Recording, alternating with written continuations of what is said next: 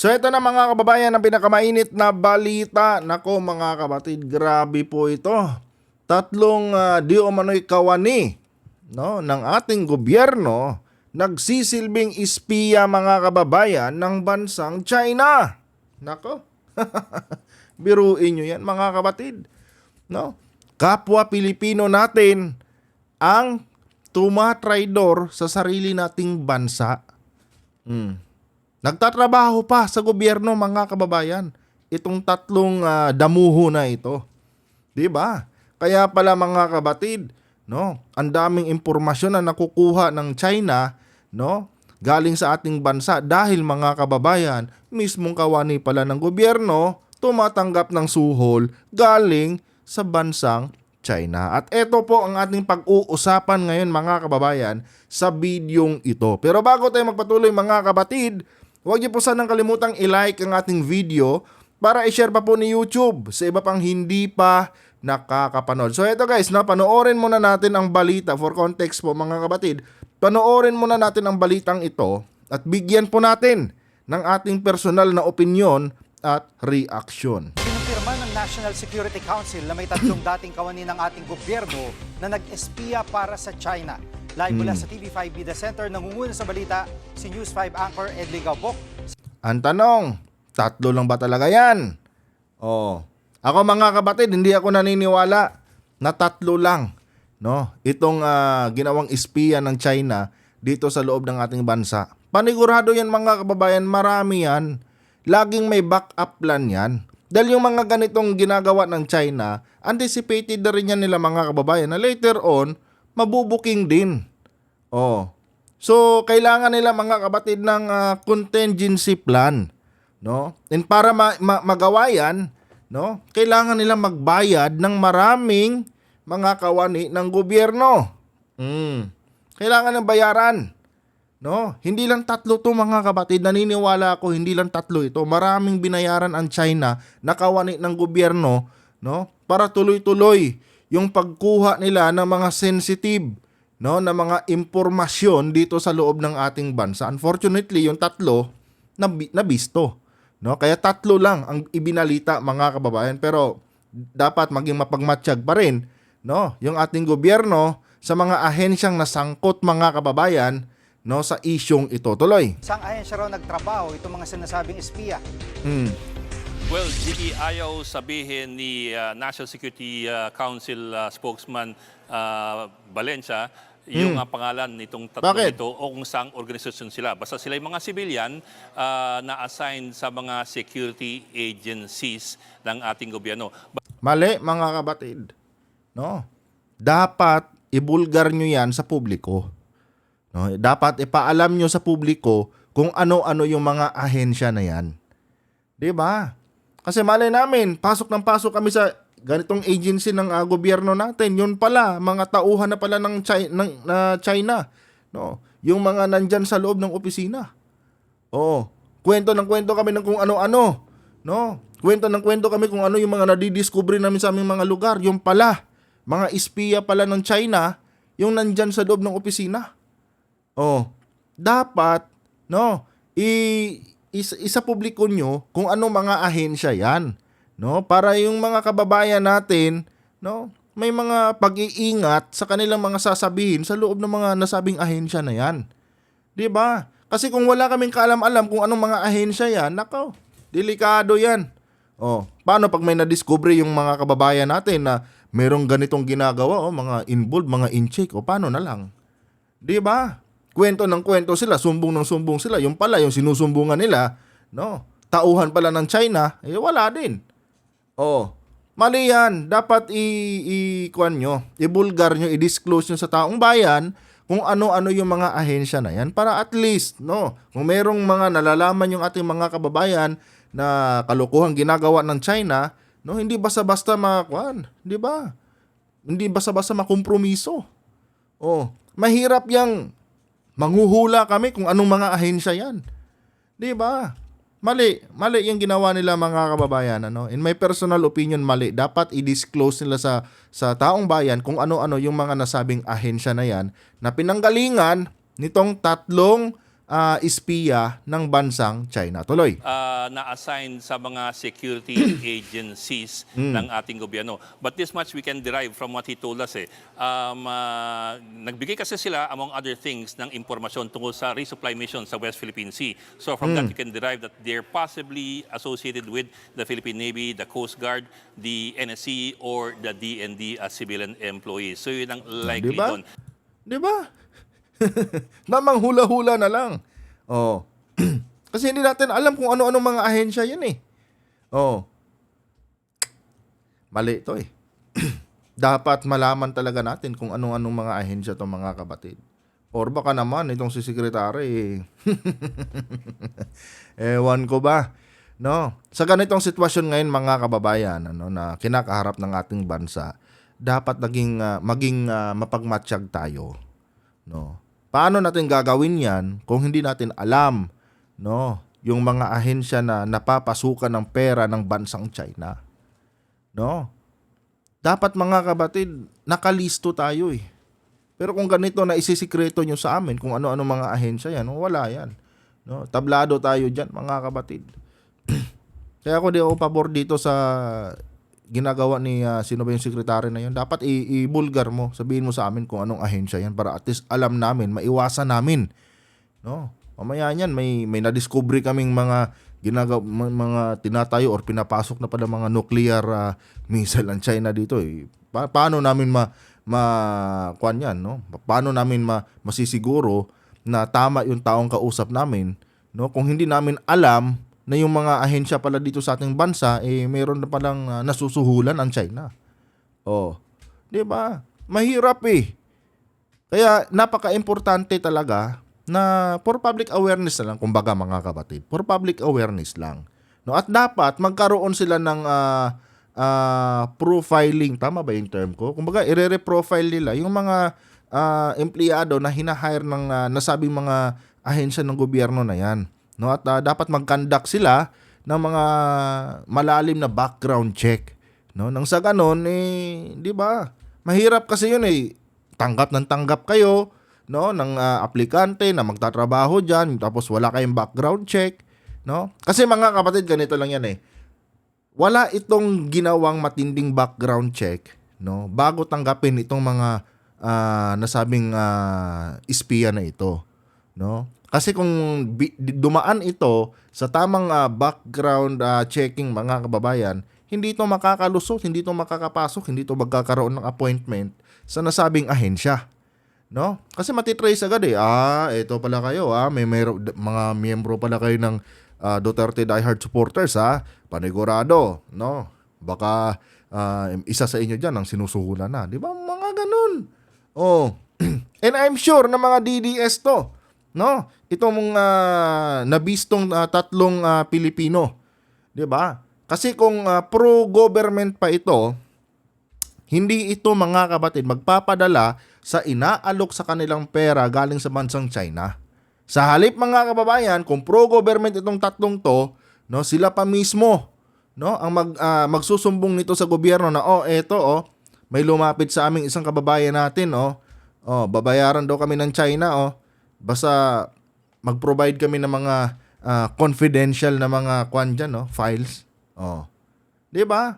Kung pro-government ito mga kabatid, no, alam naman natin na pag sinabi natin pro-government, makabansa, no, makapilipino. Kung pro-government ito, hindi nito ipagkakanulo, no, ang sarili nilang bansa. Pero dahil ito ay mga DDS, given na 'yan, no? Kasi alam naman natin mga kababayan kung ano ang stand, no, ng pamilya Duterte, no, sa usaping China at Pilipinas, no? Pro-China sila. Panigurado itong tatlong itlog na ito, no, na impluwensyahan ito ni Duterte. And I'm sure DDS talaga to. Kaya imbis na tawag nito, imbis na tanggihan nila, tinanggap nila. Dahil si Tatay Digong nga nila no, nagpapaalipin nga sa bansang China 'Di ba? Sino ba naman kami na tatanggi diyan sa malaking offer ng China? Si Tatay Digong nga no? Sumusunod nga sa mga sinasabi ni Xi Jinping Kami pa kaya na supporters lang niya? Parang ganun yun 'Di ba? Ay, nako mga kapatid, nakakalungkot. No? Kapwa natin Pilipino, tinatraidor ang sarili nating bansa. No? Dahil lang sa kanilang ideolohiya. No? Kaya Tatay Digong nyo. And dahil din sa laki ng pera siguro mga kapatid. Kung ikaw ba naman offeran ka ng, sige, bibigyan ka namin ng 300,000 per month. No? Basta ganito. Ibigay mo sa amin lahat ng hihingiin namin mga details. No? Ibigay mo sa amin yung mga confidential report, especially yung mga plano nyo dyan sa may West Philippine Sea. I-feed sa amin, tuloy-tuloy yung sahod nyo sa amin. Ganun yan, mga kababayan. Ay nako, nakakalungkot talaga mga kapatid. Tuloy. So from that, you can derive that they're possibly associated with the Philippine Navy, the Coast Guard, the NSC, or the DND as civilian employees. So yun ang likely. Hindi pa rin natin pwedeng i-assume yan sa ganyang kuan. Kasi nga, hindi natin alam no? dahil ba nagkuan dahil ba nagbigay sila ng mga confidential reports about sa mga RORE mission automatic, membro na agad sila ng Coast Guard. Hindi pwedeng ganun, mga kapatid. Kaya mahirap no? Mahirap mga kababayan. Kaya dapat, i-disclose nila sa publiko kung ano-ano yung mga ahensya na ito. No? Kasi mamaya niyan, iniisip natin, itong Coast Guard, hindi natin dapat pagkatiwalaan to dahil ganito, ganyan. No? May mga nakalusot na impormasyon tungkol sa RORE mission. Yung pala, hindi naman talaga sa Coast Guard galing yun. No, hindi naman talaga empleyado ng Coast Guard yung isa sa 3 Pilipinong nahuli. 'Di ba? Mahirap magkakaroon ng kalituhan sa utak ng ating mga kababayan, no? Kaya dapat alam natin kung ano-ano yung mga ahensya na 'yan. Para sa ganon tuwing meron tayong nalalaman, no, at dapat sa ahensya natin na 'yan isusumbong, no? Dapat alam natin kung sino yung tamang taong kausapin. Mamaya kasi diyan kwento ka ng kwento, yung pala, yung pinagkikwentuhan mo, tuta pala ng China. Wala din, mga kapatid, tuloy. Doon. They're more likely to be analysts or researchers of these agencies. They are not naman daw mga managers. However, they have access to sensitive and critical data. For example, ang binigay raw ng mga datos ng tatlong ito dun sa China, sa kanilang mga Chinese handlers, would include intelligence assessments, mga pangalan. Chinese handlers. Malamang sa malamang mga kapatid, itong tinatawag ditong mga Chinese handlers, no? Pilipino din to. 'Di ba? Pilipino din to. Ito yung nagiging channel talaga ng China, no? Para alam mo 'yun, magapang nila yung yung mga kawani ng ating gobyerno. And I'm sure mga kababayan, galing ito sa kampo ng mga Duterte. May iba pa bang pro-China sa ating bansa, mga kapatid? Maliban dito sa kampo ng mga Duterte. And alam naman natin mga kababayan, no, na itong kampo ng mga Duterte, ito talaga ang pinaka main channel, no, ng bansang China. 'Di ba? Kumbaga mga kapatid, sila yung mata ng China dito sa loob ng ating bansa. Kaya itong tinatawag dito mga kapatid na parang Chinese organizer, no? Pilipino to panigurado. Na kasama, no, sa grupo nila Duterte. Dahil nga itong mga Duterte, mga kababayan, sila, no, ang pinakautak ng China dito sa loob ng ating bansa. Tuloy. Ng mga opisyal at mga personnel ng ating security services at datos nga tungkol doon sa mga RORE missions o yung mga resupply missions doon sa West Philippine Sea. So, kaya pala mga kapatid, no, plano pa lang ng ating gobyerno na magsagawa nitong resupply mission, nandoon na kaagad ang tropa ng China. Kasi nga mga kababayan, no, ahead mga kapatid, nai-inform na sila na ganito may gagawing resupply mission, abangan nyo na. May mga dalang ganito yan, mga ganyan. Harangin nyo na. Kasi nga mga kapatid, no, mga kapwa natin Pilipino na nasa loob ng nasabing ahensya ang nagbibigay, no, ng positive na impormasyon sa tropa ng China. Magtataka ka na lang talaga eh. Bakit alam ng China na ganitong araw may isasagawang resupply mission? Oh. Yung pala, may mga ahas, no, sa ahensya ng ating gobyerno na nagbibigay ng mga sensitibong impormasyon sa tropa ng China. Pasensya, sorry. Nakadigay tuloy ako. 'Di ba?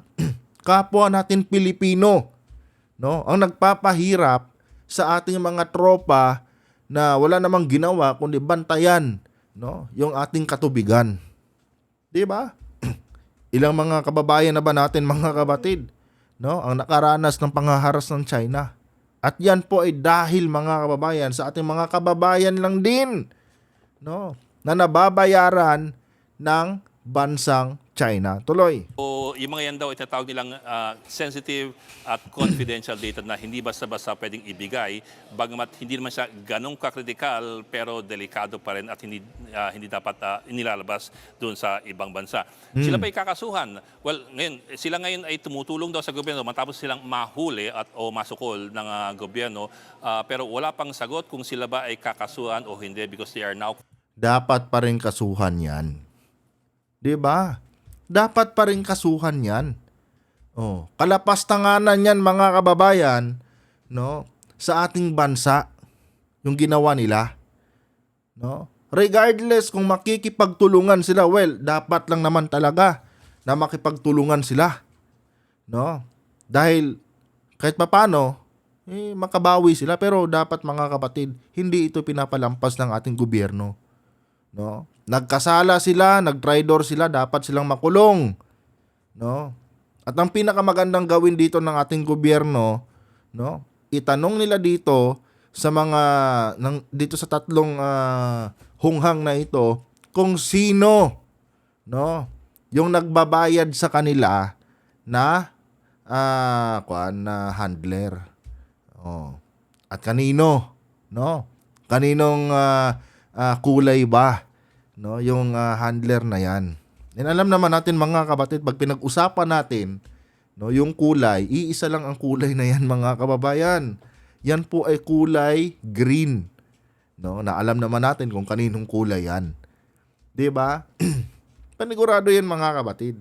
Dapat tanungin nila 'to, no? Ipakanta nila sa mga sa ating otoridad kung sino-sino yung organizer na sinasabi nila na nagbabayad sa kanila, ginagamit ng China para makarating sa kanila yung pera kapalit doon sa mga impormasyon na kanilang ibinibigay sa bansang China. Cooperating, it's up to the legal departments of these government agencies to decide on whether they will be given a plea bargain of some sort. Sige, ito muna yung pahayag mula kay NSC spokesman Cornelio Valencia Jr.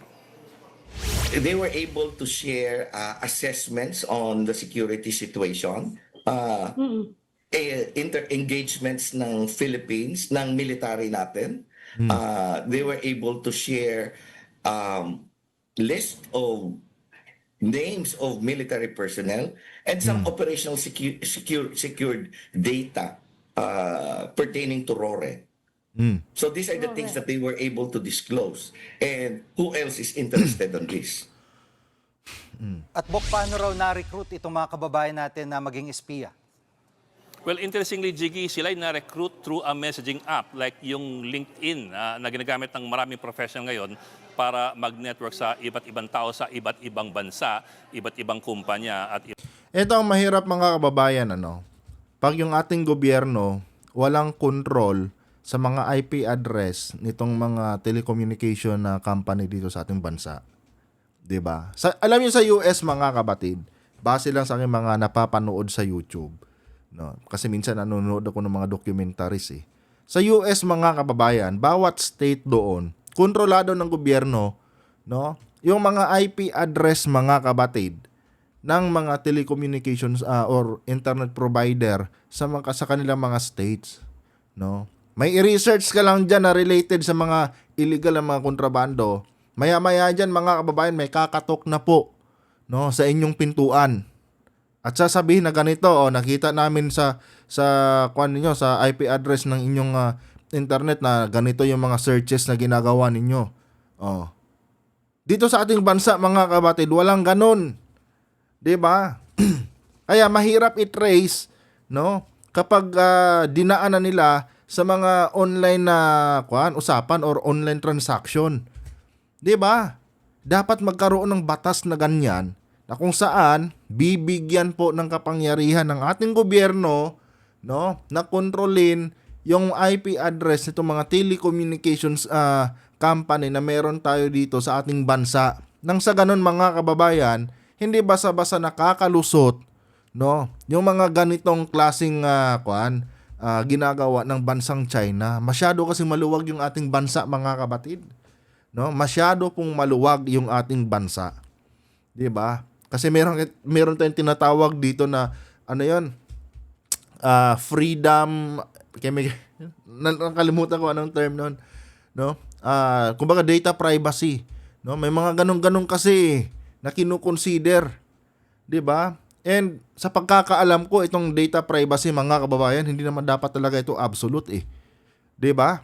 Dapat, no, meron pa rin itong mga implementing guidelines kung hanggang saan ba yung tinatawag na data privacy. Kasi tulad nito, mga kabatid, yung transaction nila sa mga messaging app. Dahil wala tayong ganyan, walang control yung ating gobyerno, no, sa mga internet provider dito sa ating bansa, maliban na sa pangungulekta ng buwis, no. Pero pagdating sa mga technical na mga aspeto, walang control yung ating gobyerno, ito, nakakalusot sila. Oh. Diba? Biruin mo, sa messaging app lang sila nag-uusap na ganito, ganyan. Diba? Dapat kasi talaga, mga kabatid, no, baguhin na rin ang batas, no, dito sa ating mga telecommunications company. Kasi ito talaga yung isa sa pinaka main tawag nito. Kumbaga, isa ito sa kinakasangkapan ng ating ng China para mapasok nila, no, yung ating mga sangay ng gobyerno. Kasi kung wala yung mga yan, no, kung mahigpit tayo, mga kabatid, kung mahigpit lang yung ating gobyerno, hindi yan magkakaroon ng basta-bastang access, no, sa ating mga kababayan na nagtatrabaho sa gobyerno. Pero dahil open, walang restriction, ayan, 'di ba? Alam naman natin na kadalasan sa mga Pilipino, especially sa mga DDS, pag-usapang pera na, bahala kayo dyan, basta ako kikita ako ng pera bukas, may pagmamayabang na ako sa inyo. Yun yung mindset ng mga DDS no? Especially sa mga Bisaya, no, na mga kababayan natin. Yun Regardless kung galing sa masama yung pera, no, importante pera, no. Pwede na akong bumili ng sasakyan, ipagyayabang ko sa inyo bukas. Pwede ko nang sabihin na, ito, paisi-isi lang ako, may malaki akong kita. Kahit illegal yan. Yun yung mga mindset ng mga kababayan natin Bisaya 'Di ba? Wala silang pakialam kung galing sa marumi yung pera. Importante, mga kabatid, may pwede silang ipagyabang sa kanilang mga kababayan. Ganon sila And tulad nga nito, no? Itong mga hinayupak na ito, dahil literal na mukhang pera ang mga Pilipino, nakita lang siguro nila na maganda offer ni banker, sige, go. Yun lang pala Gusto nyo lang palang malaman kung kailan yung raw remission, sige, bigay namin. If the price is right, no? Yung kasabihan nila if the price is right, why not? 'Di ba? Kung kikita ka ng 300,000 kapalit ng mga sensitive information na yan, kung saan hindi ka naman apektado dyan, no? Dahil nasa opisina ka lang naman, why not, di ba? Yun Kaya dapat, no, may mga batas talaga na dapat i-develop pa yung ating mga mambabatas. Ang problema kasi, mga kabatid, yung mismo mga mambabatas natin, imbis na gumawa ng mga batas para sa seguridad ng ating bansa, nako, mga kababayan, number 1 din po yung mga mambabatas natin, no, na nagpapagamit din sa bansang China, especially sa ating mga China tours. 'Di ba? Sa ating mga China tours, mga kapatid. Na imbis interest ng Pilipinas ang ipaglaban, no, kini-question pa, no, kung ano daw ang katibayan natin na sa atin yung teritoryo na yan, yung West Philippine Sea na yan, yung Kalayaan Island na yan. Alam niyo na kung sino yung senador na yan na kupal. 'Di ba? Imbis na panindigan na sa Pilipinas yung kalayaan group of islands na yan, gusto pang ibigay na lang doon sa China. Diyos ko po. Oh. Walang maayos na batas na nagawa, no? Puro papabor sa China yung kanilang mga argumento. Oh, kawawa mga kapatid. 'Di ba? Napaka-vulnerable mga kababayan, no, ng ating bansa pagdating sa ganitong mga tawag nito, panghihimasok, no, ng mga dayuhang bansa tulad ng bansang China. Vulnerable tayo mga kapatid. Dahil yung ating mismong mga inihalal dyan, no, na mga hangal na mga politiko, no, imbes na ipagtanggol yung kanilang bansa, no, pinagtatanggol yung kapakanan, no, ng kalabang bansa ng Pilipinas. Diyos ko po. Ay nako. Kaya ang nangyari, imbes na batas yung lumabas dyan sa Congress natin mga kababayan, wala na, no, puro na lang argumento, puro na lang bangayan. 'Di ba? 'Yun na lang. Sabihin mo yung mga batas na gusto nilang papirmahan sa presidente. Nitong nakaraang taon mga kababayan, ilang batas lang ba ang napirmahan ni President BBM? No? Iilan lang. Yung iba dyan, matagal ng batas yan, matagal ng bill yan na ifinail ng mga nakaraang mga no, na mga senador at mga congressman. Oh. Itong mga bagong henerasyon ngayon mga kapatid ng ating Congress, walang gaanong nagawang batas dahil puro na lang bangayan, no? Puro na lang pagtatanggol sa pagtatanggol sa tawag nito sa karapatan ng China, 'di ba? 'Yun na lang. Puro na lang para sa China. Oh. Wala eh. Malpak talaga mga kababayan eh, no? Kawawa. No, kawawa yung ating mga kasundaluhan, no, na patuloy na nakikipaglaban or patuloy na binabantayan yung ating mga teritoryo kung saan nako, dinatridor lang din ng ating mga kababayang nasa gobyerno, no? Imbis na maging matagumpay yung kanilang ginagawang resupply mission, napupurnada at minsan nalalagay pa sila sa alanganin dahil wala eh. Yung mga kababayan lang din natin, no, dahil sa kakulangan ng batas, no, na-o-offera ng China yung ating mga kababayang nasa gobyerno, no? At yun na nga, nakukompromiso yung kanilang yung operation ng ating mga Coast Guard at mga Navy. 'Di ba? Kawawa eh. Walang kwenta eh. Magsimula sa mga tawag doon, mga legislator natin, palpak na eh. Tuloy. Iba't ibang gobyerno. Doon sila na-contact daw nitong mga Chinese case officers na kung tawagin nila ngayon at unti-unting nakuha ang kanilang confidence at unti-unting humingi ng kung anong mga datos na nung una medyo innocuous. Unti-unti nakuha yung kanilang confidence. Talagang makukuha mo yan, ano, kung daan-daang libo na yung offer ni banker. Di ba? Kung may 200,000, 300,000, oh, di ba? Aatras ka pa ba niyan? Oh, yan lang gagawin mo. Oh, mag-feed ka lang na mag-feed ng mga informasyon. Oh, may 300,000 ka monthly. Sabihin na lang natin 50,000. Oh, di ba? Yan lang gagawin mo. Oh, hindi mo naman kaano-ano yung magre-resupply mission eh. Pakialam mo ba diyan? Oh, di ba? Wala eh. Alam naman natin mga kapatid na kahinaan talaga ng ating mga kababayan ang pera. Oh, kahinaan talaga ng mga Pilipino 'yan. Ngayon kung 'di ba, kaginhawaan naman ang kapalit niyan sa kanila. Why not, 'di ba? Oh. Sa tingin ko ang offer niya nasa kuha niyan 50,000 to 150,000 or baka pagka confidential na talaga baka kuha na 'yan. No, baka 200k na 'yan, no. Nasa mga ganyang range 'yan mga kababayan, no. Kaya ang lalakas ng loob nila, 'di ba? Ang lalakas ng loob nila na magbigay ng mga sensitive information dahil malaki din talaga ang kapalit na halaga diyan mga kapatid. And gaya ng sabi ko sa inyo, hindi ako naniniwala na 3 lang 'yan. No, hindi ako naniniwala diyan. Laging may backup plan 'yan mga kapatid. No, yung bansang China. 'Di ba? Hindi ako naniniwala na sa nasabing mga ahensya na 'yan, tatlo lang ang espiya diyan. Marami yan sila. Kaya dapat talaga magkaroon ng malalim na background checking itong ating itong ating gobyerno, itong ating mga otoridad sa mga empleyado, no, sa mga nasabing ahensya ng gobyerno na 'yan. 'Di ba? And kaya nasabi ko sa inyo, dapat malaman natin kung ano yung specific na mga agency na 'yan. 'Di ba? Para at least alam na natin na pag nandyan tayo sa loob ng opisina, hindi tayo basta-basta pwedeng mag-discuss sa mga ganitong bagay dahil yun na nga, 'di ba? Napasok na ng espiya ng China. Ngayon, kung hindi natin alam kung ano yung mga mismo mga ahensya na 'yan, no, tapos kwento tayo diyan, imbis na marespondihan ng ating otoridad, wala na. Por nada. Yung report mo mababaliwala 'yon.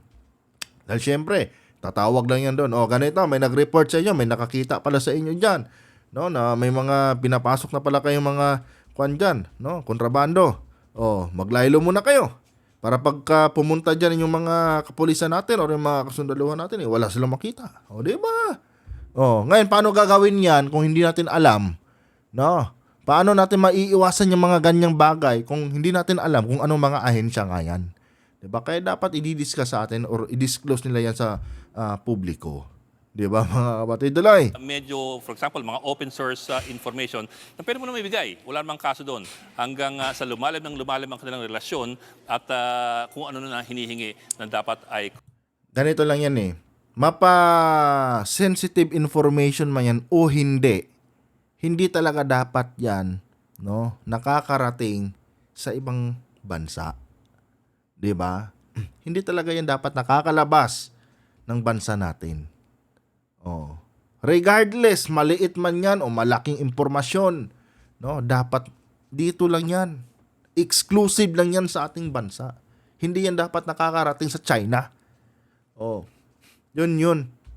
Kaya dapat dito sa tatlong ito, kahit makipagtulungan pa sila sa gobyerno, ikanta pa nila kung sino yung mga nagbabayad sa kanila, dapat ikulong pa rin sila. 'Di ba? Para hindi na pamarisan. Kasi kung ganyan na, bibigyan nyo ng bibigyan nyo ng kaunting pabor, hindi namin kayo ikukulong, basta ang deal natin, ikanta nyo kung sino. Wala, mga kapatid. Later on, no, gagayahin na din sila ng mga kababayan natin mukhang pera din.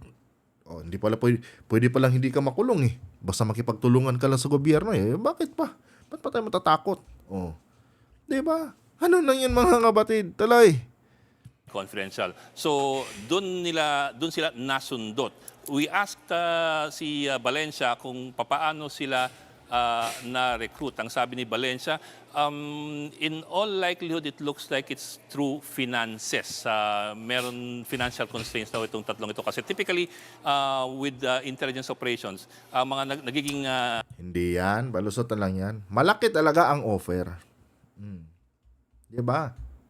Kasi kung inoferan yan ng mas mababa pa sa sinasahod na buwan-buwan, hindi maglalakas loob yan na kagatin yung mga offer na yan. Pero dahil mas malaki talaga ang offer, kung siguro naging triple yung monthly salary nila, triniple or naging apat na doble pa, kaya na tinanggap yan. No? Lahat naman tayo may pangangailangan baka mamaya dyan, mas matindi yung kwan nila or gusto talaga nilang mag-level up yung buhay nila, no? Kaya kumapit sila sa ganyang kwan, no? Wala naman silang kamag-anak na mga kasama sa nagre-resupply mission, di ba? Ba't sila makukonsensya? Iisipin pa ba nila yung mga kababayan natin nagre-resupply kung para naman sa ikakaginhawa ng kanilang mga buhay yung tatanggapin nilang pera na galing sa bansang China? Di ba, mga kapatid? Ganun yan no? Maraming mga tao, maraming mga Pilipino, no, ang walang paninindigan. Di ba? Maraming mga Pilipino. Ako, proud ako, mga kababayan, na hindi ako isa dyan. No? Alam nyo, sa totoo lang, mga kapatid, hindi naman sa pagmamayabang. No? Minsan na rin akong inoferan dati, no, ng kalahating milyon. 'Di ba? Kalahating milyon ng isang beating up, no, na international. Kilala 'to, no? Kasi ito yung kadalasang ginagamit or dito nagtataya yung mga dayuhang mga dayuhang tulad ng mga Amerikano. Diyan sila lagi nagtataya ng mga nila kung sinong team sa NBA yung kanilang gustong tayaan. 'Di ba? Inoferan ako dati mga kabatid, no? ng 500k for 6 months. Oh, 500k basta gagawa ako bawat video ko sa loob ng 6 months, i-feature ko sila. Oh, syempre tayo mga kababayan, may paninindigan tayo na ayaw natin ng pera galing sa sugal. No, sa mga ganyang mga pinapapromote lang sa atin, ayaw natin ng ganyan. Oh, tinanggihan natin. Oh, bahala na kung naghihirap tayo paminsan-minsan eh. 'Di ba? Sa akin kasi diyan, prinsipyo ko 'yan eh.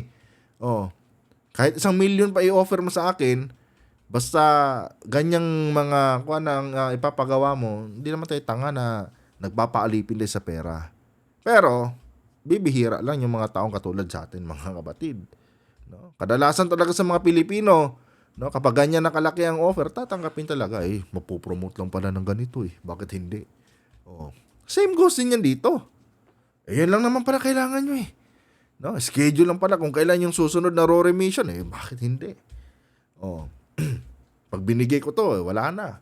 Meron na agad akong 50 to 100k. Oh. Di ba? Pwede mo nang i-bakasyon sa ibang bansa yung pamilya mo niyan. Oh. Ang tanong mga kabatid, ilang taon na ba ito na nagbibigay ng mga confidential information sa bansang China? Panigurado mga kababayan, marami na rin itong naipon. Kaya dapat i-freeze din ng gobyerno, 'di ba? Yung mga ari-arian ng mga 'to. Oh, kasi mamaya niyan mga kabatid, ang dami na palang na-acquire nitong mga ari-arian dahil sa laki ng mga pera na binabayad sa kanila. Oh. Ngayon kung ang nito, halimbawa lang naka salary grade 12 lang to or 13. No, magkano ba ang sahod pagka salary grade or 13? Sa pagkakaalam ko, pag mga ganyang salary grade ka, 11 to 13 nagre-range lang yan from 25,000 to 35,000 a month. No, kung ganyan lang yung nasa appointment letter ng mga yan, no? Salary grade ganyan ka lang ha. Tapos marami na palang lupa, marami na mga sasakyan, may mga magagarang bahay na. Hindi ka pa ba magtataka? Kaya dapat yung mga asset din nitong mga yung mga assets ng mga itong tatlong tulonggis na ito, i-freeze din ng gobyerno. 'Di ba? Kulang pa yan doon sa pahirap na ginawa ng China sa ating mga kababayan na sumasama sa resupply mission. Kulang pa yan. No, dahil pag nagkamali sila ng galaw nila doon, pwedeng buhay nila ang magiging kapalit nun. 'Di ba? Dapat ganun ang gawin ng ating otoridad na may concern dito sa tatlong tulonggis na ito. Spies ng isang bansa are turned through three possibilities eh. One is ideology, number 2 is finances, number 3 is blackmail. So yung number 2 daw, Di ba? Ideology. No. Kung ideolohiya nga ni Duterte ang dala-dala nitong mga lintik na to, no wonder kung bakit lumanggap sila ng offer ng China. Pangalawa na lang yung mga finances na yan. 'Di ba? Kasi pagkakaalam ko pagka may mga appointment sa gobyerno na mga na mga kawani, may mga marami ding mga bangko na nag-o-offer sa kanila ng mga pautang. 'Di ba? May mga umaabot pa nga ng milyon Milyon yung utang mo tapos 5 to 10 years to pay. 'Di ba? So yung mga finances na yan, pwedeng palusot na lang yan. Pero ang totoo, no, dahil sa kanilang ideolohiya na meron sila, kung ideolohiya ni Duterte yung meron sila, no, bakit? Yan ang sabi ko sa inyo, tatadigo nga no? Naging utusan nga ng China bakit kami hindi? Si Tatay Digong pro-China syempre kami pro-China din kami. Kaya makikipagtulungan kami sa China. Basic mga kapatid. Talay. daw malamang ang naging kanilang Achilles heel or ang kanilang weak spot. Ngayon, itong case officers ng tatlong ito, mga Chinese officers daw, Hindi weak spot yan. No. Insensitive lang talaga sila at wala talaga silang pakialam sa sarili nilang bansa. Hindi weak spot yan. No. wala lang talaga silang pakialam. No. Sa kanila lang is kumita ng pera. Yun lang yun. Kasi pera lang naman ang dahilan kung bakit tayo nagtatrabaho, mga kabatid. Oh. Kayo, bakit ba kayo nagtatrabaho? 'Di ba? Para kumita ng pera. Oh. Bakit ka pa magpapakahirap kung meron namang magandang offer na maliit lang naman na bagay ang kapalit? Hindi naman madadama yung pamilya mo. 'Di ba? Weak spot kasi. Daw ay minsan ang dumalaw sa Pilipinas. Although they're not based here, they do most of their networking with these agents here through the internet. Pero they've been here at least once and they've met up with some of these people who are now accused. So sabi nga ni Valencia, as of now, these three supposed Chinese case officers or intelligence officers are wanted by the Philippine government. Next question is, meron bang money exchanging hands? Ayaw magbigay pa ng NSC ng, ng peso figure o dollar figure kung magkano ang naging palitan. Pero sabi nga nila, sabi nga ni Valencia, pag mas importante ang iyong bibigay ng impormasyon, mas malaki ang halaga. Sige. Di ba? O siguro mga maliit ang mga impormasyon lang. O sige, mga sabihin lang natin. O sige, 20K lang yan. O. Pero pag mga mahalaga na or mga confidential na mga impormasyon na talagang alam mo yun, yung mga hindi dapat nabubulgar talaga.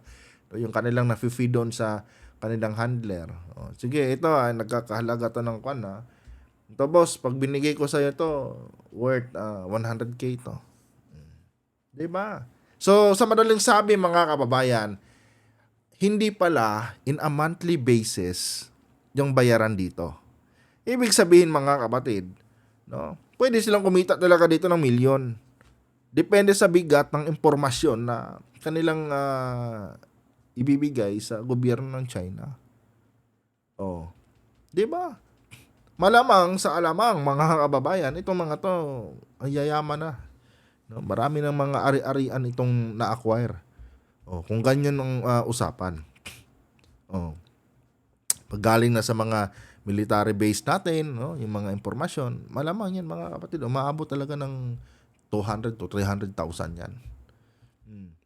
Ang nakakakuan nito, nakakabahala lang, baka kasi mga kababayan, yung mga armas na tulad ng mga kuan, mid-range capability missile system, yung MRC ba yan, no, na nandito sa ating bansa, baka nabuking na kung saan nakapwesto ito. Oh, yung mga high-powered na mga armas ng Amerika na pinahiram sa atin, baka nabisto na kung saan pinosisyon yun. Malaking bagay yun mga kapatid. Malaking kawalan sa atin yun. 'Di ba? Kung sakali magkaroon ng di naman sa hinahangad natin, kung sakali lang, no, magkaroon ng biglaang giyera, no, malaking bagay yung mga yung mga mid-range capability missile system na yun no, na makapag retaliate din tayo sa mga gagawing pag-atake ng China sa atin. Oh. Ngayon, kung alam na ng China kung saan nakaposisyon yon, papadalahan na lang ng isang fighter jet yun, wala na, sabog na. 'Di ba? Kasi nai-insecure ang China doon mga kababayan doon sa mga armas na yun Oh, kini-question nga nila tayo bakit daw nagpapapasok yung Pilipinas ng mga ganyang ka high-powered na armas And I'm sure, isa yan sa gustong malaman ng China kung saan yun nakapwesto. Oh.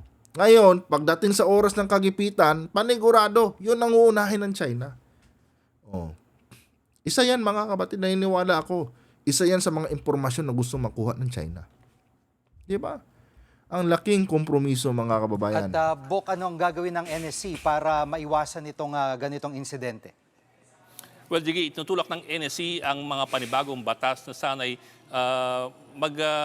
magbibigay ngipin sa ating gobyerno para pigilan itong mga foreign intervention. Ang tawag kasi nito yung FIMI, yung Foreign Intervention and Malign Influence Act. Ito'y anti-espionage na panukala kung saan i-update dapat yung mga current espionage law natin.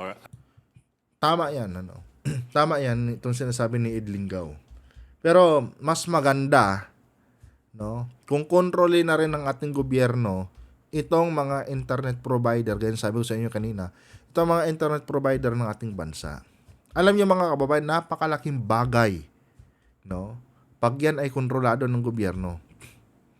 Dahil mga kabatid, no, mahihirapan ang itong mga inchik na ito na mapasok yung ating mga kwan dito, yung ating mga kawani sa gobyerno kapag merong batas na mag-uutos sa gobyerno na kontrolin itong mga internet provider.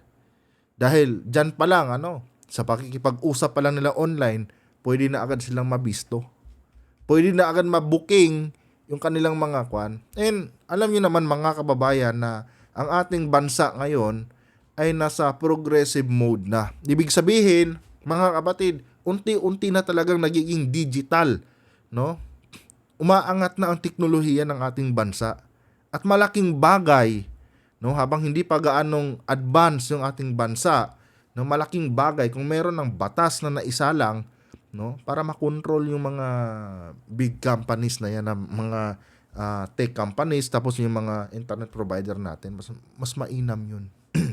And yun nga yung batas na wala tayo dito. Meron ako napanood na isang documentary kanina lang, no?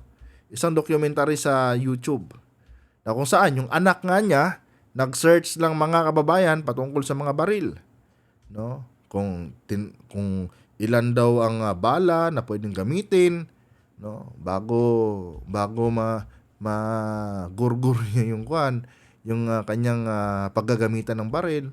Oh. Maya-maya lang may mga pulis na agad na lumapit, no? Kumatok sa bahay nila. Tapos pinakita na ito, base sa IP address ninyo, may mga ganitong searches tungkol sa baril, tungkol sa kung ilang bala ang pwedeng gamitin para magurgur niyo yung kaaway niya. Ngayon, na-trace ng ama. Sabi ng ama, ay wala sa akin yan. Nung tiningnan nila yung iPad ng anak niya, nandun. Naagapan. No? Yung mga masamang pinaplano ng anak niya. Ngayon sa atin, walang ganyan eh.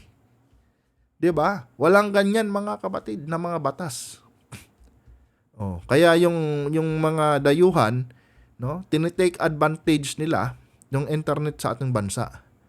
Wala namang nagsusupervise sa mga IP address nila. Dahil meron silang data privacy na tinatawag. Pwede tayong makipag-transaction through internet. GCash na lang sa bayad. Di ba? Anyway guys, mahaba na naman itong vlog natin, 47 minutes. No? Hindi natin papatapusin to dahil medyo mahaba na. Anyway, pwede nyo naman panoorin yung balitang to. Nakalagay naman dyan mga kapatid. And I think 2 weeks ago pa pala to. No, humabol lang tayo dahil marami tayong mga na-miss na mga importanteng mga balita. 'Di ba? Panoorin niyo na lang yung buong balita na ito sa News 5, no? News 5 everywhere. 'Di ba? Hanggang dito na lang mga kapatid. Sabi ko nung nakarang linggo sa inyo tuloy-tuloy na pero wala eh. Meron pa rin akong inasikaso kaya nga umitim ako eh. 'Di ba? Umitim tayo yung konti dahil halos labas ako ng labas ng nakaraang araw mga kababayan. But hopefully no, sunod-sunod na talaga itong pagko-content natin. Huwag kalimutang i-like ang ating video mga kababayan at mag-comment na rin dyan ng inyong mga personal na opinion, no, sa ating comment section. Kung hindi ka pa nakapag-subscribe, nabubulol pa rin ako. Kung hindi ka pa nakapag-subscribe kapatid at mahilig ka sa ganitong klaseng talakayan, huwag kalimutang mag-subscribe na at i-turn on ang notification bell nang sa ganon, laging updated, no, tuwing may bago tayong upload. Hanggang dito na lang. Adios.